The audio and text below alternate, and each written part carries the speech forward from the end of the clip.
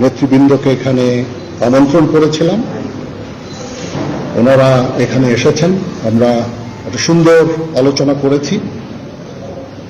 সেখানে আমরা সিদ্ধান্ত নিয়েছি যে একটা ইন্টারিম গভর্নমেন্ট আমরা ফর্ম করব এবং ইন্টারিম গভর্নমেন্টের মাধ্যমে এই দেশের সমস্ত কার্যকলাপ চলবে। আমরা এখন মহামান্য রাষ্ট্রপতির কাছে যাব, যে এই ইন্টারিম গভর্নমেন্ট ফর্মের ব্যাপারে ওনার সাথে আলাপ আলোচনা করে আমরা একটা ইন্টারিম গভর্নমেন্ট ফর্ম করে দেশ পরিচালনা করব। আমি আপনাদের কথা দিচ্ছি, সমস্ত হত্যা, সমস্ত অন্যায়ের বিচার আমরা করব। আপনারা সেনাবাহিনীর প্রতি আস্থা রাখেন, সশস্ত্র বাহিনীর প্রতি আস্থা রাখেন।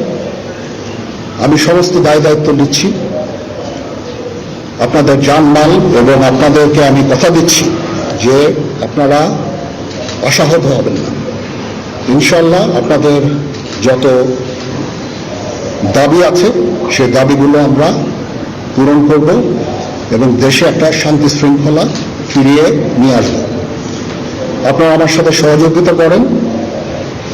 দয়া করে আর এই ভাঙচুর, হত্যা